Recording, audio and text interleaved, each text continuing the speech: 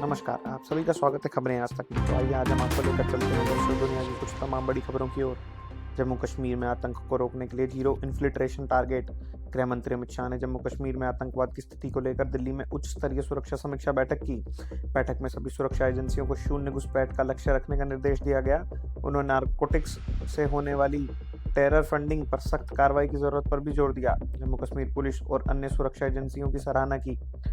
PM Modi विपक्ष में बैठे और उनकी भी हो बेइज्जती तभी तपस्या सफल होगी। कांग्रेस नेता पवन खेड़ा का सपना। कांग्रेस नेता पवन खेड़ा ने अपने नए सपने का खुलासा किया, जिसमें प्रधानमंत्री नरेंद्र मोदी को विपक्ष में बैठे देखना चाहते हैं। उन्हें उसी तरह अपमान सहते देखना चाहते हैं जिस तरह के अपमान का सामना विपक्ष और विपक्षी नेता पिछले 10 साल से कर रहे हैं। खेड़ा का कहना है कि 2029 से पहले मोदी को विपक्ष में बैठाकर ही उनकी तपस्या पूरी होगी। बुरे फंसे राहुल गांधी। चीन के चक्कर में कहीं कमान न बैठे सांसद ही। विशेषाधिकार हनन प्रस्ताव से सदन से निकाली गई थी इंदिरा। लोकसभा के नेता विपक्षी राहुल गांधी ने कहा कि चीन अब भी हमारी 4000 वर्ग किलोमीटर से अधिक भूमि पर बैठा है। प्रधानमंत्री नरेंद्र मोदी ने इसे खारिज कर दिया। वहीं सेना ने पीएम मोदी की बात से असहमति जताई। राहुल के इस पर केंद्रीय मंत्री किरेन रिजिजू ने आपत्ति जताते हुए कहा कि आप सदन में मनचाही बातें नहीं बोल सकते, ये ठीक नहीं है और ये गंभीर विषय है। आपने देश की छवि को नुकसान पहुंचाने वाली बात कही। इंडियन नेवी को चाहिए नेक्स्ट जनरेशन डिस्ट्रॉयर, जो अभी सिर्फ यूएस और चीन के पास। इंडियन नेवी ने भविष्य की जरूरत पर ध्यान रखते हुए नेक्स्ट जनरेशन डिस्ट्रॉयर की मांग की है, जो मौजूदा डिस्ट्रॉयर से दुगनी क्षमता के होंगे। इनकी 13,000 टन वजन और अधिकतम मिसाइल दागने की क्षमता होगी। नेवी ने बजट प्रोजेक्शन के लिए उनके खर्च का भी प्रावधान किया है। अगर सुधार की गुंजाइश हो और आपराधिक इतिहास न हो तो कई हत्याओं के दोषी को भी फांसी नहीं।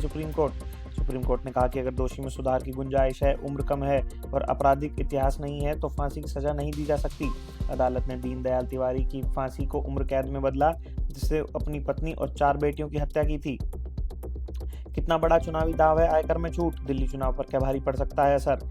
दिल्ली विधानसभा चुनाव से पहले पेश किए गए आम बजट में प्रावधान को चुनावी वोटर्स को लुभाने की कोशिश के रूप में देखा जा रहा है। इससे आयकर मुक्त स्लैब शामिल है, जो दिल्ली के बड़े मध्य वर्ग को प्रभावित कर सकता है। हालांकि इसका अंतिम परिणाम चुनाव नतीजों में ही स्पष्ट होगा। इस बार के एग्जिट पोल में बीजेपी आगे। दिल्ली के अवाम ने विधानसभा चुनाव में अपने मताधिकार का इस्तेमाल कर लिया है। अब सभी को 8 फरवरी का इंतजार है, जब नतीजे सामने आएंगे। इससे पहले एग्जिट पोल सामने आए हैं, जिसमें इस बार अरविंद केजरीवाल का जादू फीका पड़ता दिख रहा है। बीजेपी की वापसी के आसार नजर आ रहे हैं।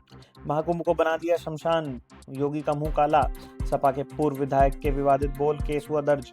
समाजवादी पार्टी के पूर्व विधायक सुल्तान बेग ने महाकुंभ को लेकर योगी सरकार पर विवादित टिप्पणी की है, जिससे हिंदू संगठनों में नाराजगी है। उनके बयान से धार्मिक भावनाएं आहत हुई हैं और पुलिस ने उनके खिलाफ मामला दर्ज कर लिया है। जो स्विगी फूड डिलीवरी में करती है राज, वो इतने बड़े घाटे में कैसे। स्विगी को 2024 से 2025 की तीसरी तिमाही में 799.08 करोड़ रुपए का घाटा हुआ, जो पिछले साल की तुलना में बढ़ा है। आय बढ़ने के बावजूद खर्च और प्रतिस्पर्धा के कारण घाटा बढ़ा। त्योहारों पर दिए गए ऑफर्स और विस्तार संबंधी खर्च बढ़ने के मुख्य कारण है। कंपनी के सीईओ ने भविष्य में अधिक ग्राहकों से आय बढ़ाने की उम्मीद जताई। मुकेश अंबानी का दीदी के बंगाल में क्या है बड़ा प्लान, इन ताबड़तोड़ घोषणाओं से समझिए। रिलायंस इंडस्ट्रीज अगले 10 साल में पश्चिम बंगाल में निवेश दुगना करेगी। कंपनी में अपने निवेश को 50,000 करोड़ से बढ़ाकर 1 लाख करोड़ करेगी। मुकेश अंबानी ने कोलकाता स्थित डेटा सेंटर को अत्याधुनिक डेटा सेंटर में तब्दील करने की घोषणा की। अगले 3 वर्षों में 400 नए रिटेल स्टोर खोले जाएंगे। मुफ्त राशन ले रहे लोगों के लिए बड़ा अपडेट, गलत फायदा उठाने वालों का इंतजाम रेडी। सरकार ने प्रधानमंत्री गरीब कल्याण अन्न योजना के तहत मुफ्त राशन ले रहे अपात्र लोगों को पकड़ने के लिए इनकम टैक्स डिपार्टमेंट और खाद्य मंत्रालय के बीच डेटा शेयरिंग का इंतजाम किया है। योजना असल में कोविड समय में गरीबों की मदद के लिए शुरू हुई थी और अब इसे 5 साल के लिए और बढ़ाया गया है। बीएसएनएल ने कर दिया कमाल, 800 रुपये से कम के रिचार्ज में मिलेगी 300 दिन की वैलिडिटी। सरकारी स्वामित्व वाली बीएसएनएल ने पिछले 1 साल में 50 लाख नए ग्राहक जोड़े हैं। किफ़ायती और लंबी वैलिडिटी वाले प्लान्स की पेशकश के माध्यम से 797 वाले प्लान में 300 दिन की वैलिडिटी मिलती है, जिससे पहले 60 दिनों तक मुफ्त कॉलिंग और डेटा बेनिफिट शामिल हैं। ये क्या सवाल है। खराब फॉर्म को लेकर पूछे तो भड़के रोहित शर्मा, रिटायरमेंट पर तोड़ी चुप्पी। इंग्लैंड के खिलाफ 3 वनडे मैचों की सीरीज से पहले Rohit Sharma pre match conference के लिए आए। इस दौरान उन्होंने अपने खराब फॉर्म और रिटायरमेंट को लेकर भी खुलकर अपनी बात कही। हालांकि खराब फॉर्म पर पूछे गए सवाल पर रोहित बिल्कुल भी सहज नहीं दिखे। अमेरिका में बर्थराइट सिटीजनशिप पर डोनाल्ड ट्रंप के आदेश को दूसरे फेडरल जज ने किया स्थगित। अमेरिका के बर्थराइट सिटीजनशिप पर राष्ट्रपति डोनाल्ड ट्रंप के कार्यकारी आदेश को झटका लगा है।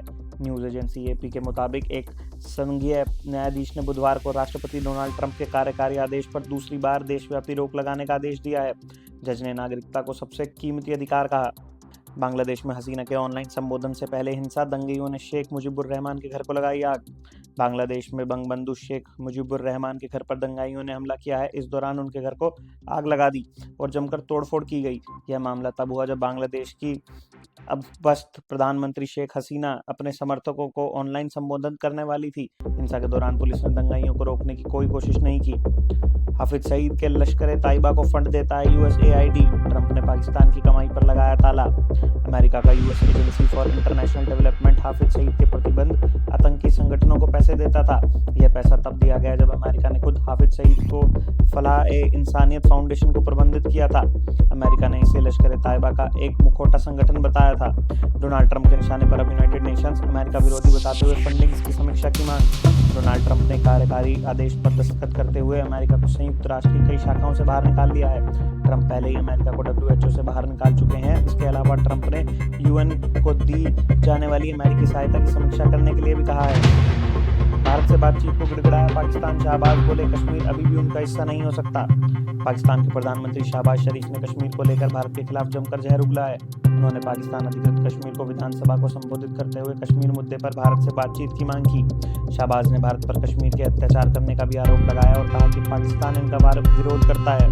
कश्मीर पाकिस्तान के गले की नस, इसे हिंदू ब्राह्मणों के हाथ में नहीं रहने दिए सकते। पाकिस्तानी मौलाना ने उगला है। लाहौर में एक रैली को संबोधित करते हुए कश्मीर पाकिस्तान के गले की नस है और हम इसे हिंदू ब्राह्मणों के हाथ में नहीं रहने दे सकते। इसके अलावा उसने भारतीय खुफिया एजेंसी पर पाकिस्तान में लक्षित हत्याओं को अंजाम देने का आरोप लगाया और अमेरिका और कनाडा की तरह ही निर्णायक जवाब देने का आह्वान किया। भारत के दोस्त की वो मिसाइल जो अमेरिका और यूक्रेन को बना सकती है अपंग, भारी संख्या में कर रहा प्रोडक्शन। यूक्रेन युद्ध में निर्णायक अंजाम हासिल करने के लिए रूस को लेकर रिपोर्ट है कि उसने इस्कैंडर 1000 मिसाइल का प्रोडक्शन शुरू कर दिया है। अगर रूस वाकई इस्कैंडर 1000 मिसाइल का निर्माण कर रहा है तो वो अंतर्राष्ट्रीय हथियार नियंत्रण समझौते का उल्लंघन कर रहा है। अमेरिका और रूस के बीच भी INF संधि की गई थी। गुनगुनी धूप, तेज हवाएं, गुलाबी ठंड। जानिए उत्तर भारत का वेदर अपडेट। दिल्ली NCR में हल्की धुंध और ठंडी हवाएं चल रही हैं। मौसम विभाग ने बारिश और कोहरे की संभावना जताई है। अरुणाचल प्रदेश, उड़ीसा और असम में चक्रवात और बारिश का अलर्ट है। जम्मू कश्मीर और हिमाचल में बर्फबारी जारी है। राजस्थान में पिछले 24 घंटे में हल्की बारिश दर्ज की गई है। हरियाणा और पंजाब में बारिश की संभावना है। इसी प्रकार की देश और दुनिया की तमाम बड़ी खबरें जानने के लिए हमारे साथ बने रहें और देखते रहें खबरें आज तक।